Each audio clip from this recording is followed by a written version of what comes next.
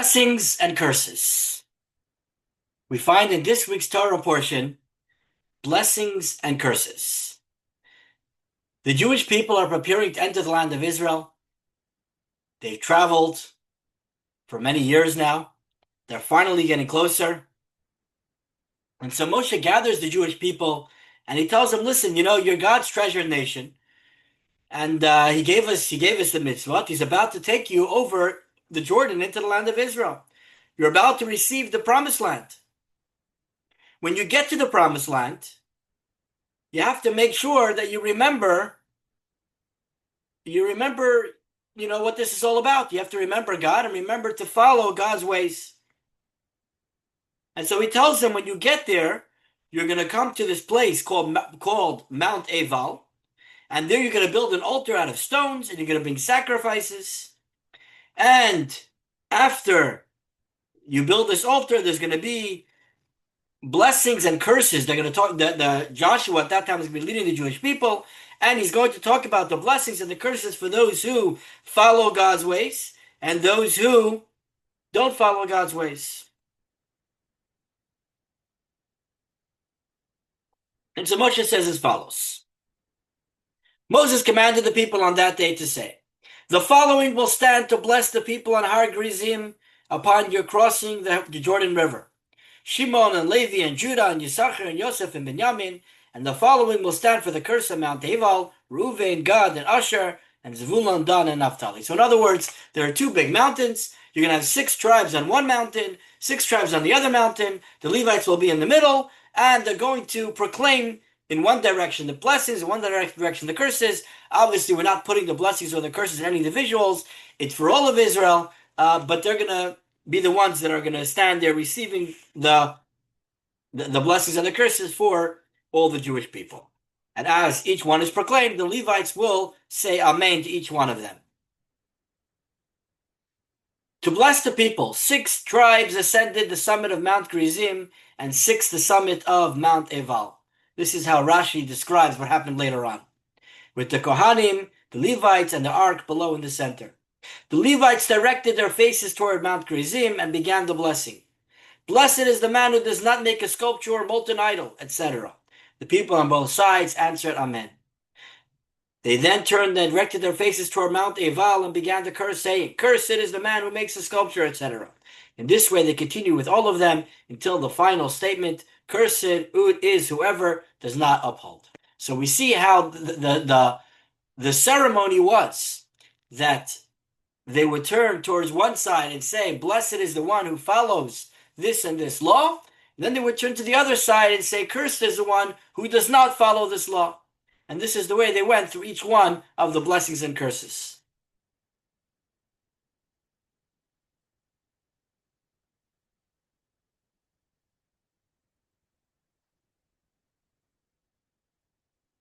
So what we see here is there is a specific order to the way this is done.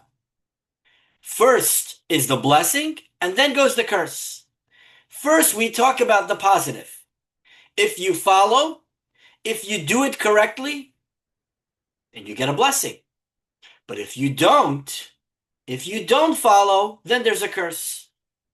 There's an order of operations here. The blessing comes first.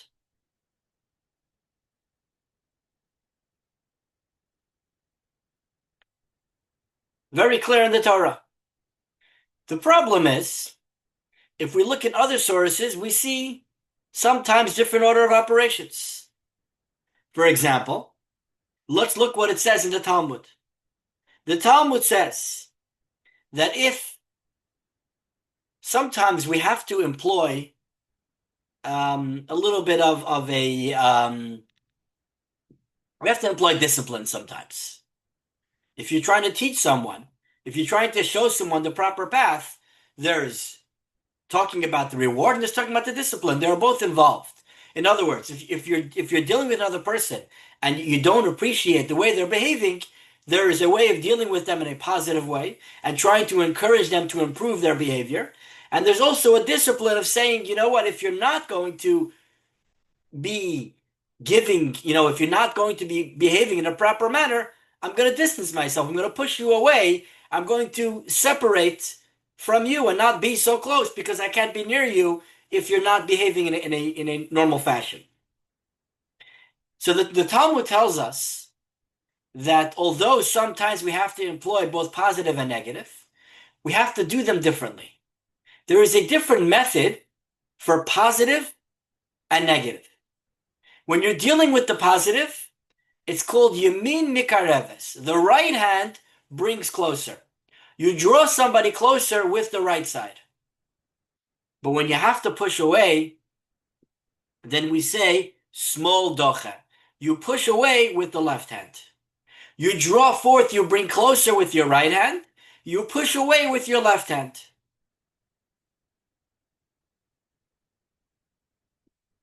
Why do we use the right hand, the left hand? Because, of course, it's not always the case. People are left-handed. But as a general rule, and so the way the Torah looks at it, right shows on more strength. The right side shows that you're using your full power, you're using your full abilities. So when you're drawing somebody close, you should do it with all your abilities. Bring them close to full, the strongest way you possibly can. Whereas if you need to push somebody away, if you need to push back on somebody, then you should do it with your left hand. Do it a little weaker. Don't push so hard against somebody else. If you have to push them away, you have to do it. But don't go with your full strength. Use a little bit less. Use your left side as opposed to using your right side, your stronger side, to do this.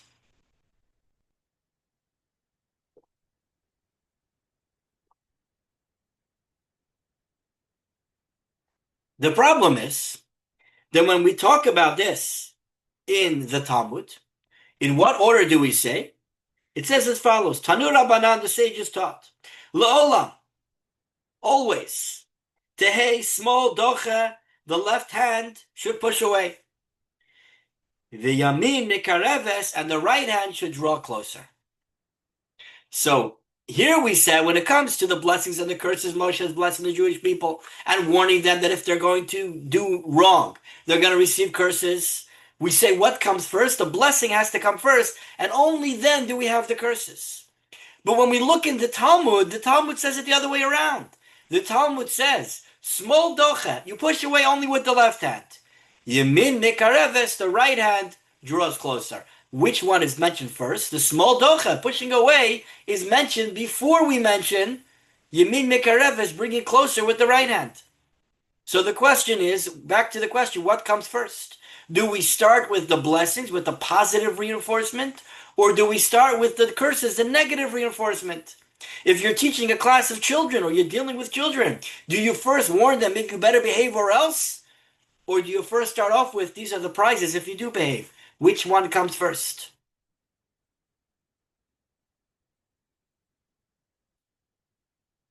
Well, let's give another look, talking about education specifically. Let's look what Maimonides says about education. Maimonides actually tells us exactly how we're supposed to educate children. And he says as follows.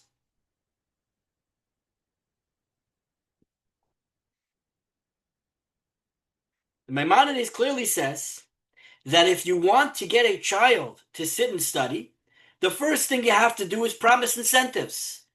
Give him sweets. Give him prizes.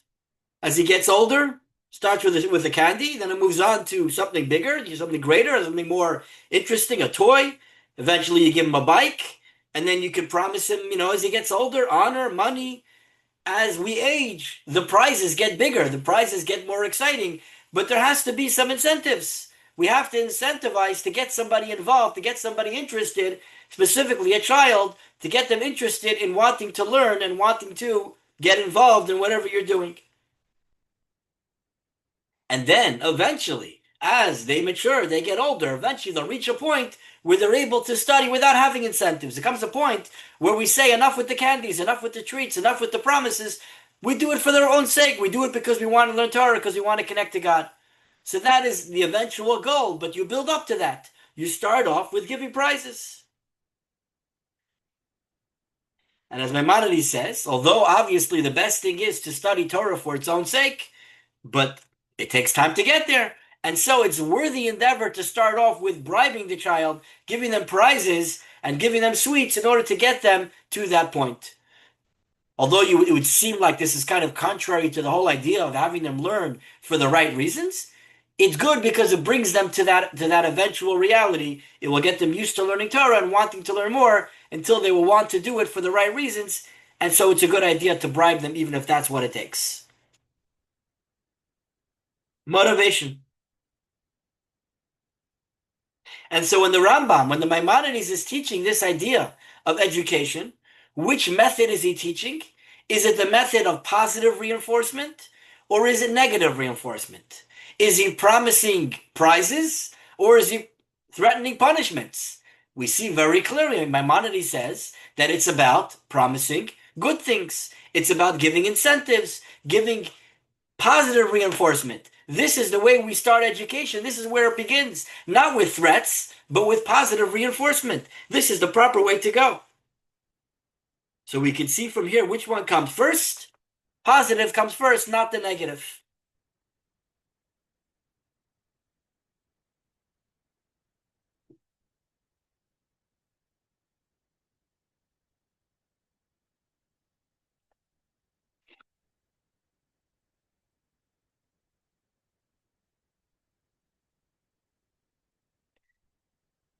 This idea is not just for children.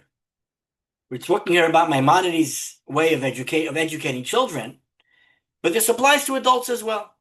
We also have incentives when we learn or when we act, anything that we do, right? So you can find, first of all, just let's put aside Torah for a moment, right? A child growing up in school as they're a young child, they get an eraser as a prize, or they get a sticker. It eventually becomes, like we said, it could be a bike, it could be something bigger.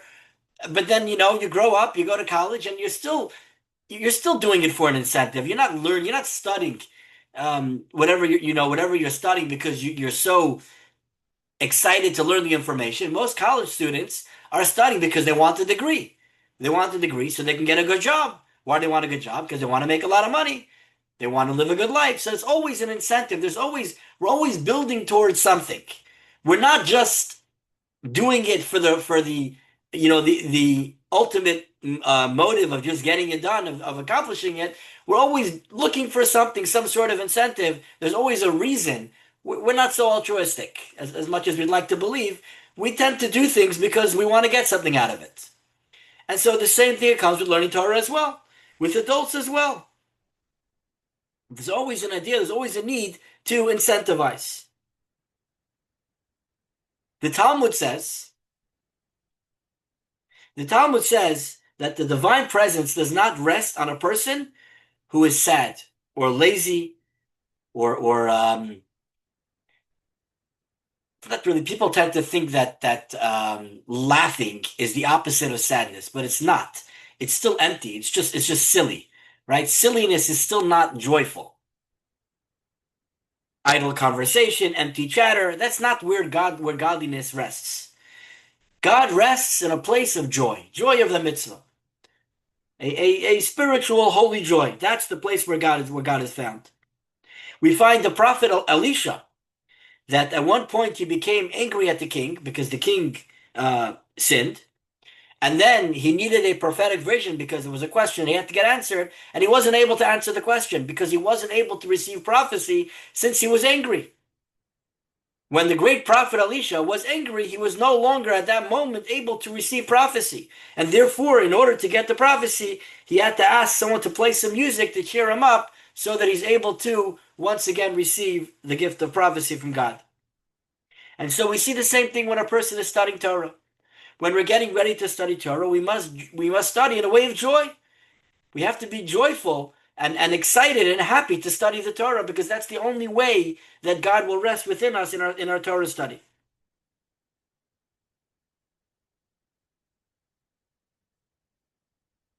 As a matter of fact, we find it says in the Talmud that there were certain great Torah teachers. For example, Rabbi. Rabbi, every time he would begin a Torah class, he would start off the Torah class by giving a joke. Perhaps this is why many rabbis begin their sermons with a joke. I should have prepared a joke for this class. Sorry, I didn't. There is actually a value to starting off a Torah class with a joke. What's the purpose of the joke? The joke is to, first of all, to get interest, right? To get people open up their ears and get ready to listen. But also the joke makes us happy. We're able to begin the class with joy. When we have joy, that is the best way to start learning Torah. So joy is the way to bring in godliness into our Torah study, into our service that we're doing. We always have to do it with joy.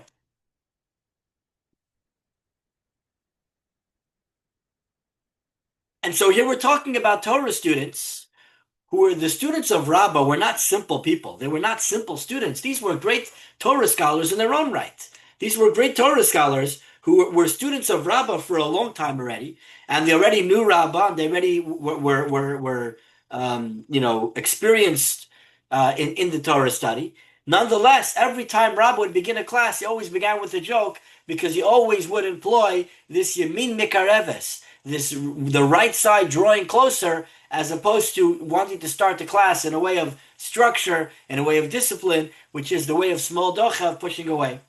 And so we see here again, Rabbah's employing, how do we start? Do we start with the negative discipline? No, we begin with positive, which that's always the way to start, is with joy, with positivity. This is the way we begin. This is always the opening and not in a way of negativity.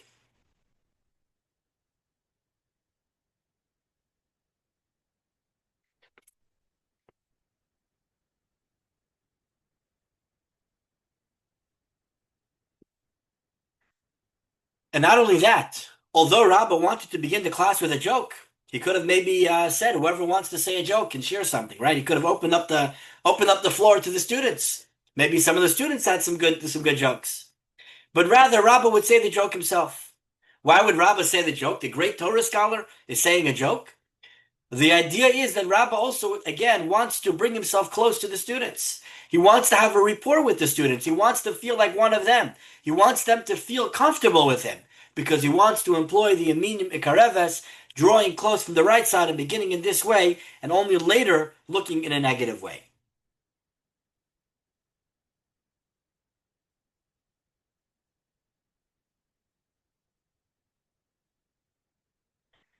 Okay,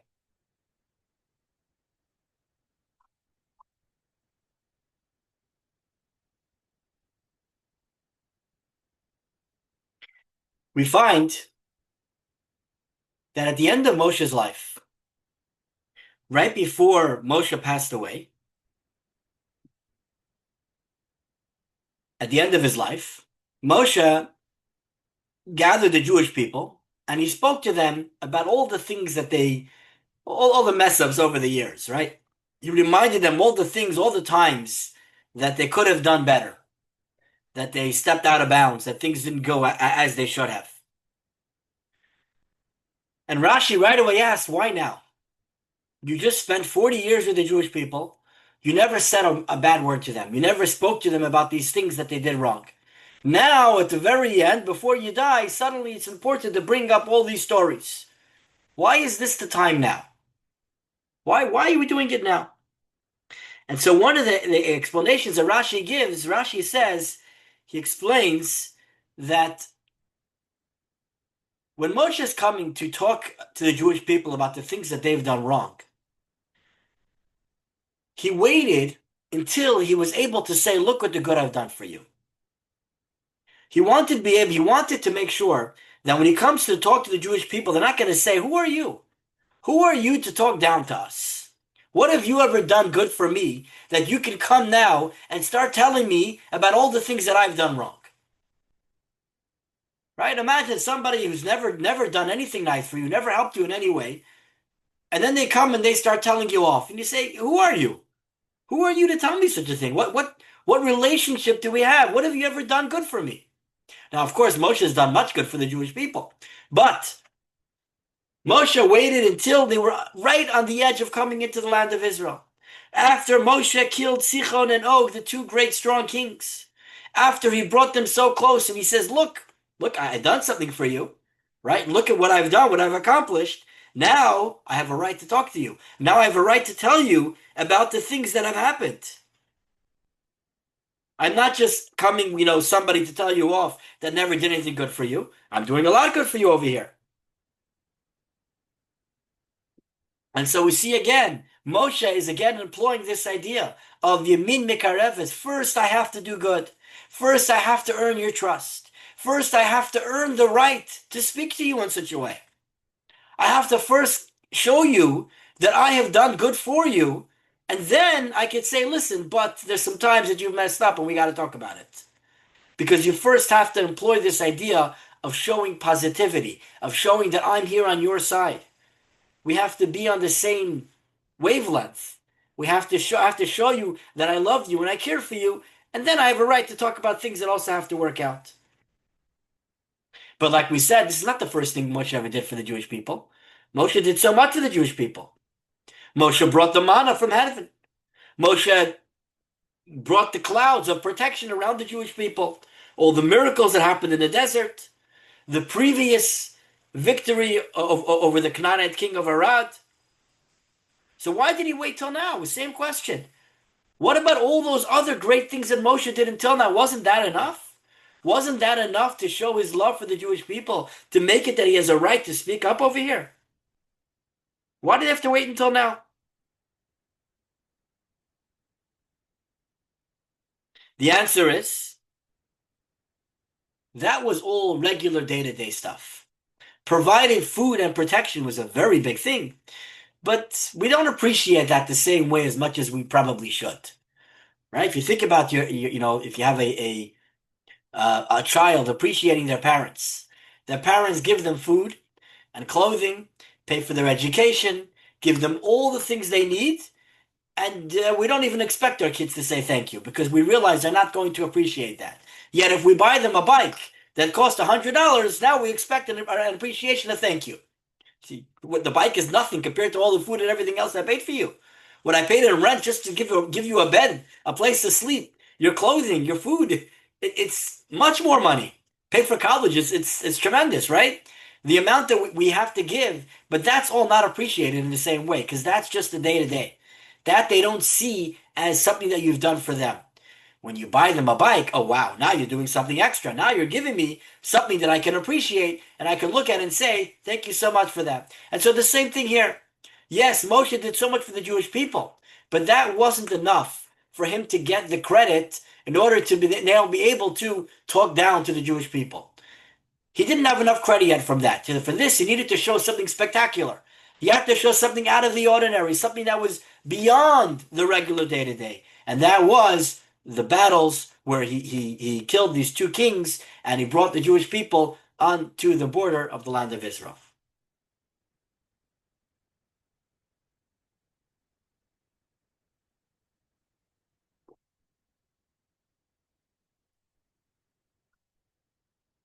And so we're still left with a question. We're bringing so many different proofs, so many different stories and incidences where we see that you have to first do the positive, and only then can you come with the negative.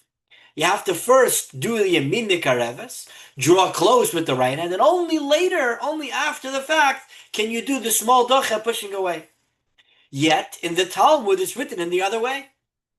We're stuck because the Talmud actually says small docha and then yamin mikareves. The Talmud says push away with the left and bring forth with your right. So why is the Talmud saying in different order? Now, of course, everything in the Torah and the Talmud is specific. It's not just, simple wording. There's a reason why it's written in this way.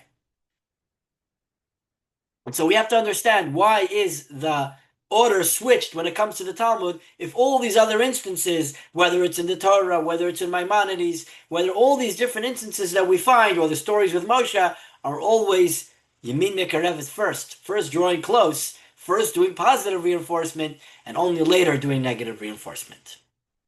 And so the answer is that when we look at the Talmud, the story in the Talmud is talking about a specific situation. It's not a general statement. It's actually coming as part of a broader conversation. It's not talking about a general approach to education or to dealing with other people in these different ways. It's talking about a case where you already have a relationship. There already is an ongoing relationship. You already have a previous Yamin Mikareves. Obviously, you have to start with positive. But that's obvious. The Talmud doesn't even have to tell us that. The Talmud is saying that when it comes to the point where you have to do negative, where it comes to the point where there's a point where now you have to bring in some negativity, some negative reinforcement, you should know that when you do that, do it lightly, and then follow it up with positive. Make sure that there's more positive at the end. Obviously, we're starting with a lot of positive in the beginning because this is actually talking about two specific stories in the Talmud that it is discussing at this point. These are two stories that we're going to discuss. We're going to tell you the two stories, two very interesting stories that are found in the Torah and in the Talmud.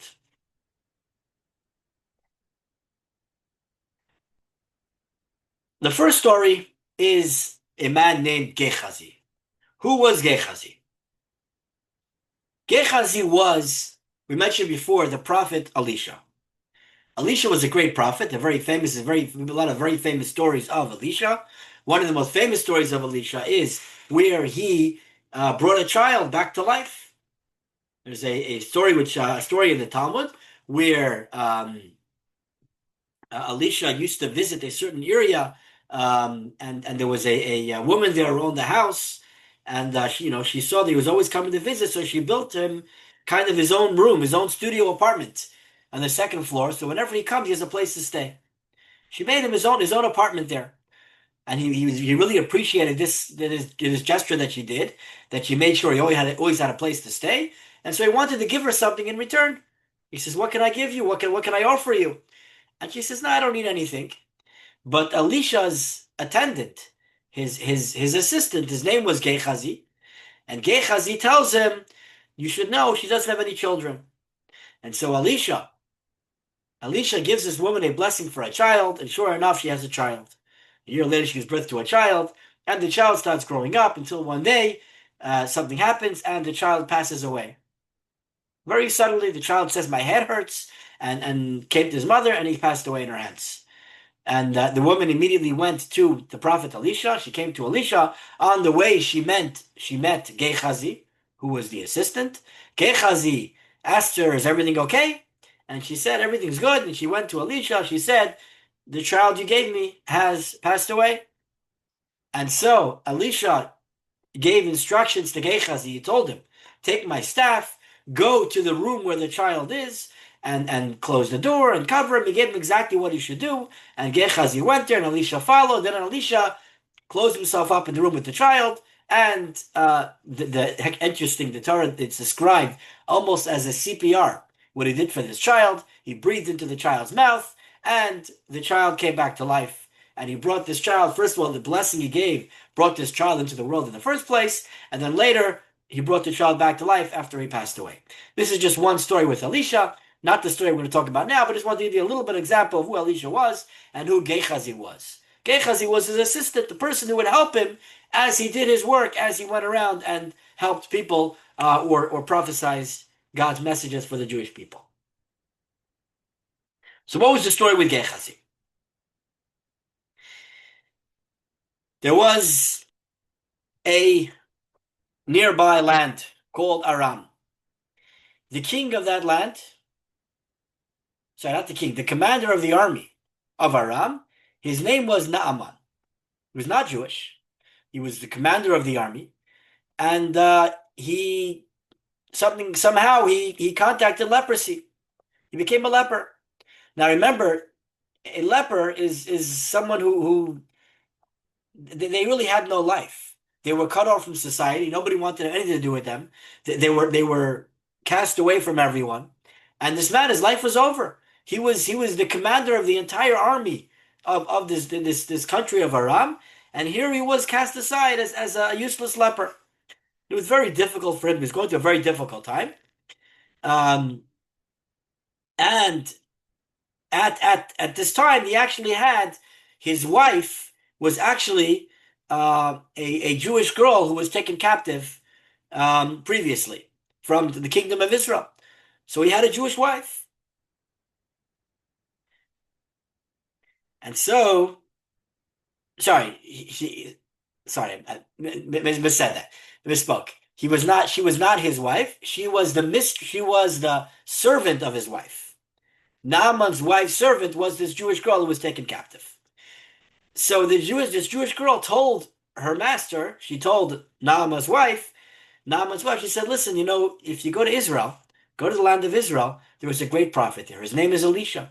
Elisha is a miracle worker, and I'm sure he'll be able to heal Naaman. He's a miracle worker. He does crazy things.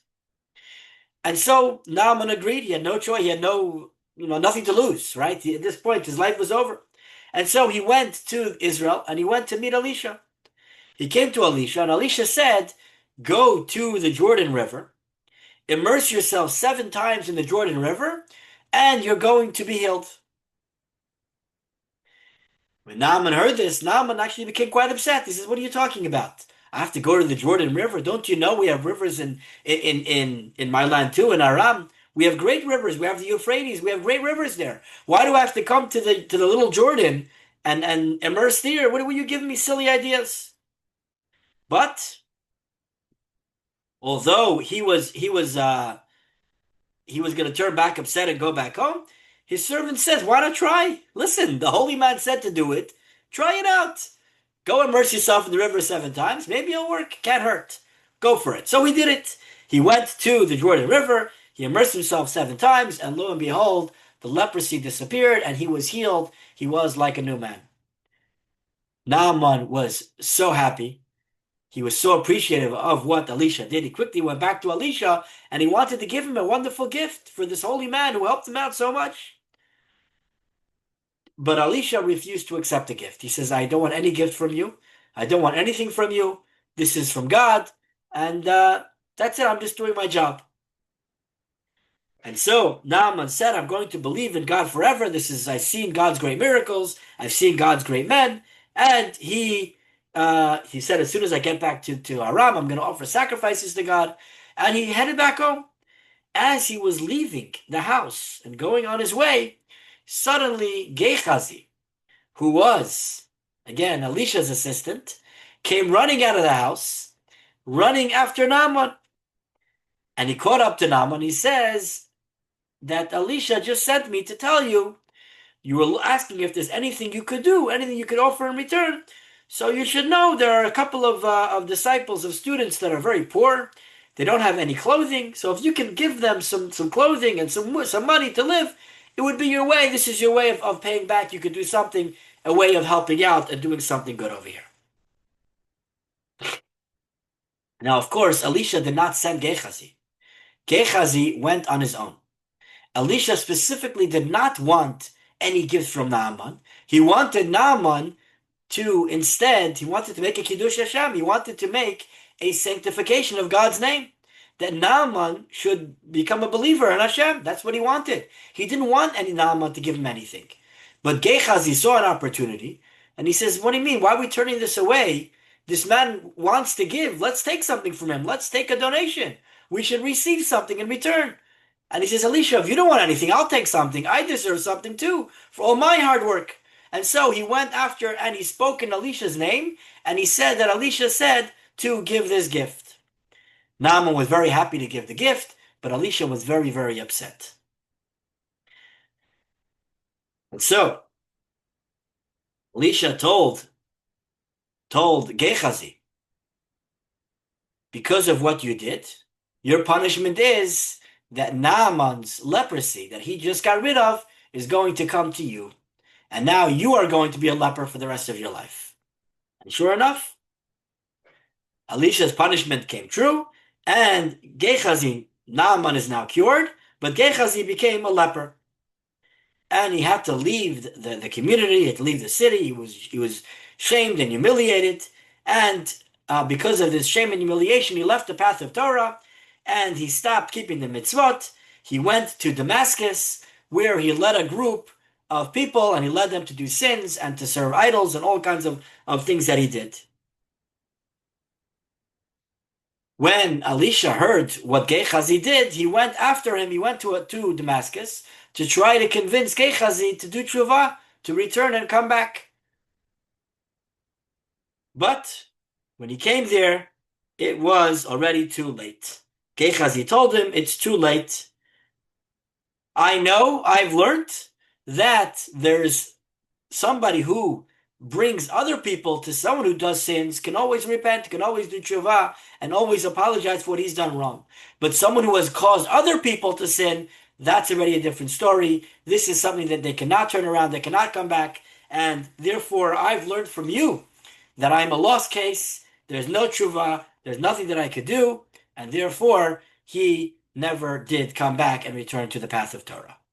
So this is the first story that the Talmud is referring to when the Talmud says that Elisha should have employed also not just the small doche, but also Yamim Yikarevet. He should have also brought him closer, not just pushed him away. He should have also included some reconciliation in the process, and when he did, it was already too late by the time he came around to doing that. This is the first story in the Talmud. The second story in the Talmud is a little bit more controversial because you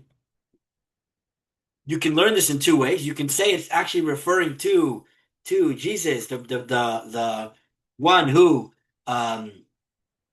either this is the Jesus who started Christianity, or this could be a different Jesus in the Talmud. It's not clear exactly who this is, but many people say that this is referring to the actual one that many refer to today. And it's a very interesting story here as well.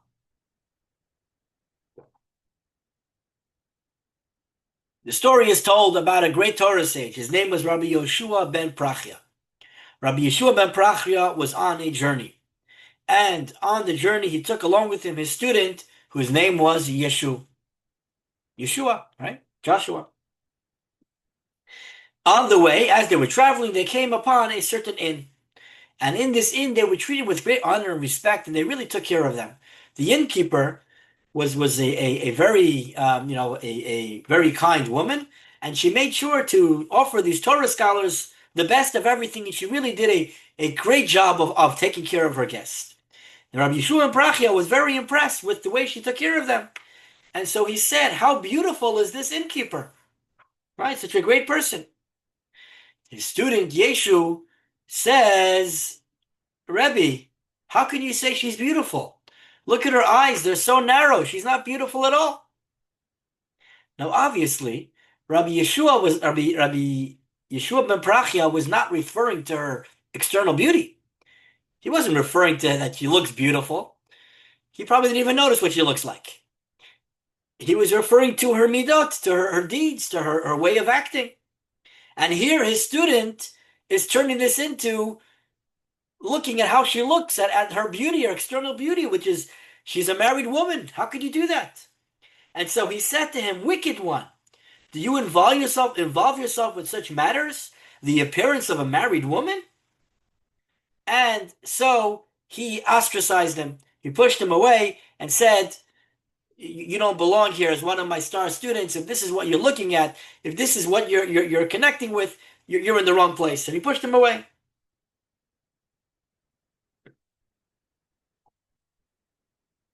Yeshu felt very bad. And so every day he would come and Yeshu would come every day and he would beg for forgiveness. Daily he would come to Rabbi Yeshua ben Prachya and say, please forgive me, I'm sorry, I want to do tshuva, I want to return. And every day, Rabbi Yeshua ben Prachya would ignore him. Because he felt he wasn't ready yet. He didn't do a proper tshuva yet. He was pushing him off. He says, you just push him away. One day, Rabbi Yeshua ben Prachya said, okay, today is the day. I pushed him away enough. I'm ready to accept him. I think his heart is broken enough. He is ready to do a full tshuva. That day, Yeshu came again one last time. He arrived, and as he arrived, Rabbi Yeshua ben Prachya was in the middle of saying the Shema. He was praying.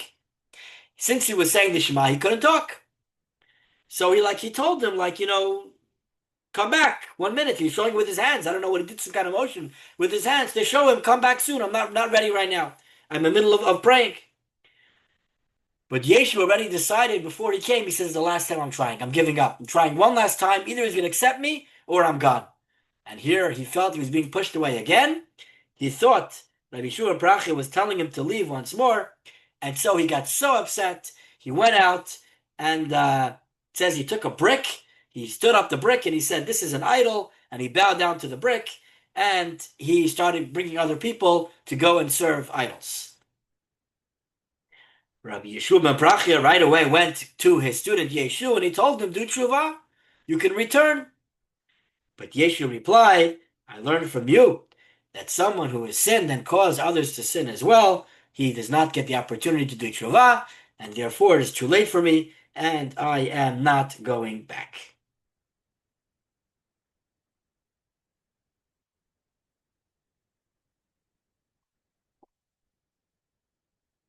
These are the two stories that the Talmud is referring to, when the Talmud says the statement, Small doche v'yamin mikarevet.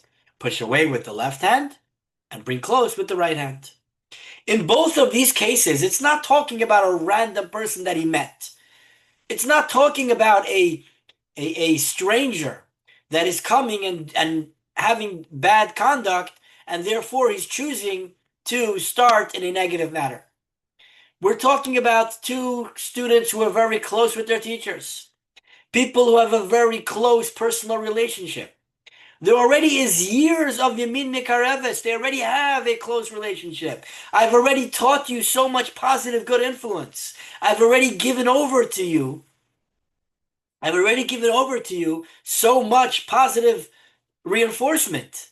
I don't have to give more positive. At this point, we're holding at the small docha. We're holding at negative. What you've done just now is something that is horrible, and I have to make a point. I have to let you know that it was horrible. I have to let you know this is not acceptable behavior. This is a point for small docha. This is a time for pushing away. We've already done the Yamin Mikareves. We've already had build up our relationships. It's not somebody random. And that is why the Talmud says it in that order.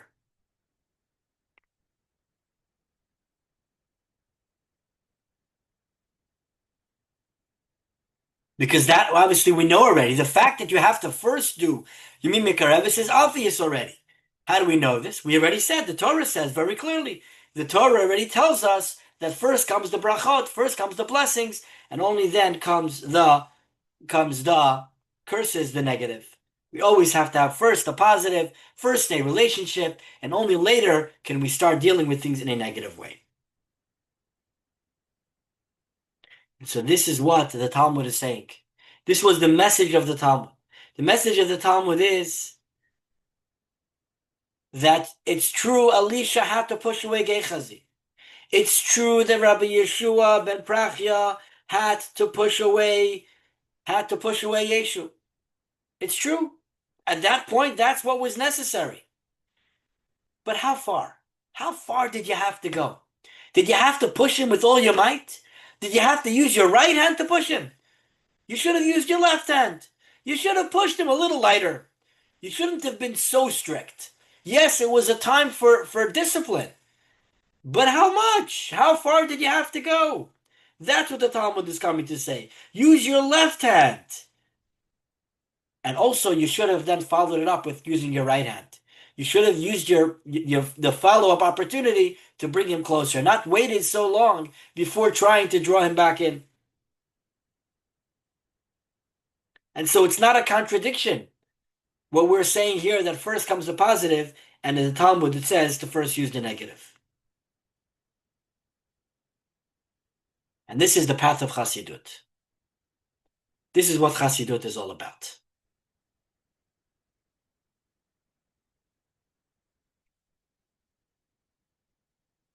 The Rebbe says as follows. Based on this, we can also understand the view that the mitzvah of educating children applies only to the positive commandments they are instructed to do, and not to the prohibitions they are instructed to avoid. At first glance, this seems puzzling. For if we must educate children to conduct themselves properly, how much more so do we need to hold them back from transgression? The explanation is that the primary element in education is training positive action, refining and elevating the child. As a result, when the child reaches the stage of personal obligation, the mitzvot, they will naturally also be careful in the matter of avoiding negative conduct. In other words, the Rebbe is telling us that yes, you have to teach your child everything. The child has to know what to do and what not to do. But where are you going to focus? Where are you putting your focus? Are you focusing on the negative? Are you focusing on the don'ts? Or are you focusing on the positive and what you should do? What does Shabbat mean to you? Does Shabbat mean don't do this, don't do that, don't watch TV, don't touch the lights, don't drive your car, don't?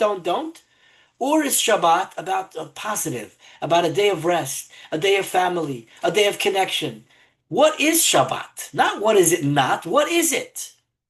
That is how we have to focus education. That is how we have to teach children and adults. Focusing on what is, what's good, what we need to do, and the negative is going to come along as well. Obviously, we don't say do whatever you want. The rules are there. We have to educate and teach people, but don't put the focus there. Put the focus on the positive. Emphasize the positive. And this is the way of Chassidut. This is the way, the message of the Torah in this week's Torah portion. This is the way that we are going to have a positive influence on other people. This is how we are going to have an impact on children, on adults, on everyone that we are dealing with in our lives. Just want to mention that tonight is a special day on the calendar. Tonight is the 18th day of Elul, Chai Elul. Chai Elul means, literally means the life of Elul, right? Chai means life. Chai Elul is the birthday of the Baal Shem Tov, the founder of Chassidut, as well as the birthday many years later of the Alter Rebbe, the founder of Chabad Chassidut. And they both taught this message of love. Love for another person no matter what. The Baal Shem Tov came to this world at a time where simple people were shunned. If you weren't able to study Torah, if you weren't someone who would devote his time to the connection of God and Torah, you were not equal. You were not able to be, we can't even talk to each other because who are you to talk to me? It was a very difficult time for the simple people. The Baal Shem Tov came and said, no, that's not the way it's meant to work. Every Jew has an neshama. Everyone has a soul. That soul is pure and precious. And it's a piece of God, as we're going to be talking about in the Tanya again this week. The soul is something special and precious. It is something that is a direct connection to God.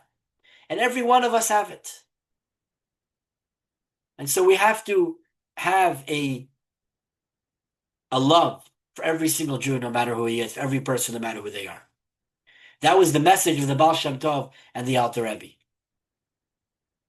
And so this is what we today, on their birthdays, on this day, which is Chai Elul, it gives life to the month of Elul and to the whole the goals of Elul. Elul is all about reconnecting with God, preparing for the month of Tishrei, preparing for Rosh Hashanah, for the high holidays. So this is a time where we focus on our relationship with Hashem and our connection with Hashem. And the best way of doing this is through Ahavat Yisrael, through showing love for another Jew and doing whatever we can to help another person, especially on this day, on Chai Elul. This is the message that is the message of this week's Torah portion, and the message of this day, and the message of Chassidut in general. So I want to bless us that we should all be able to live this life and live this message. And thank you for joining us.